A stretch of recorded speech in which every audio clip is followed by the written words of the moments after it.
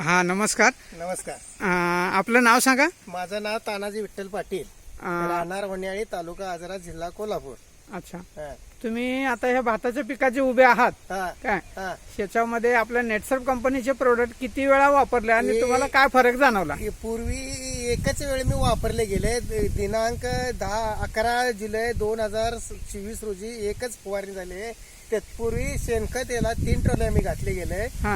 आणि रासायनिक खत फक्त 10-26-26चा एक हात दिला गेला. एकच हात दिला गेला. एकच हात. आणि आपले ह्याचे नेटसर्फचे प्रोडक्ट्स 5, 25 हं. आणि 30चं असं प्रमाण करून त्याचं फवारण्या केलेल्या आहे. हा, म्हणजे स्टेमरीज, शेत आणि बायो हो, बायो हे सर्व मिक्स सगळं मिक्स करून दिल्यानंतर आपल्याला आता हा असा रिझल्ट सर्वत्र पाहायला मिळतो. मिळतो. हो. हा, मग हे तुमचं एकूण क्षेत्र किती आहे? हे माझं सर्वसाधारण 5 गुंठ क्षेत्र आहे हे. 5 गुंठ. हो, हो. हा, मग त्याच्यामध्ये तुम्हाला ह्या जो असा रिझल्ट जाणवतोय, हा. हा, ह्या रिझल्ट मध्ये तुम्हाला काय वाटतं की आपल्या कंपनीविषयी? कंपनीविषयी तुमचं रिझल्ट जे मी आता वापरले गेले ना, हा. दिलेले हे काय म्हणतात ते त्याला, जैविक खताचे जे टॉनिक वगैरे वगैरे सर्व काही दिलेलं हा. आहे, त्याचा रिपोर्ट मला माझ्या माहितीप्रमाणे भुईमुग, भाताला सर्व मी हे ज्या ज्या ठिकाणी मारले गेले तिथं मला चांगल्या प्रतीची क्वालिटी दिसते. हा, मग तुम्हाला इतर आपल्या शेतकरी बांधवांसाठी काय संदेश देऊ इच्छिता नाही, तुम्ही? मी चालू वर्षी ट्रायल घेतलेले आहे. दुसऱ्या वर्षी त्यांना मी दुसऱ्यांना प्रवृत्त करू शकतो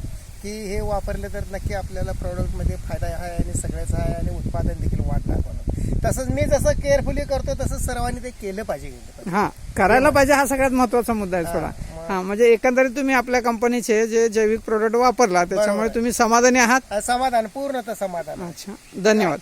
धन्यवाद. आपल्याला दिसवून येतच की मी कसं काढलेलं आहे पीक आणि ते जैविक मारल्यामुळे काय आता प्रगती दिसते. कारण मी ज्या वेळेला फवारणी करायच्या अगोदर असा हा पट्टा थोडासा पिवसळ मारत होता. ते जैविक मारल्यानंतर त्याला परत काळोखी आली आणि आज आता बघण्याजोगच उत्पादन दिसत आहे. आणि आज भाताची उंची जर पाहिली ओशिव्यावरची तर आता माझ्या कमरेला, छातीला आता येतं. होय होय, तेवढी दिसते. बरोबर आता आहे. माझ्या याला. होय होय.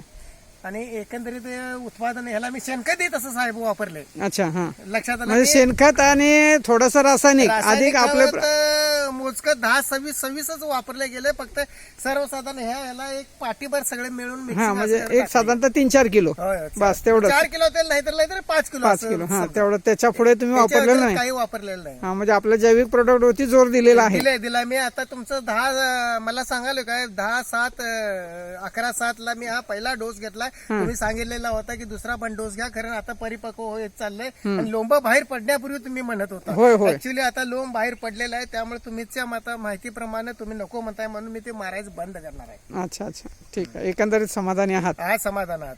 ठीक आहे, ठीक आहे. धन्यवाद. Okay, thank you.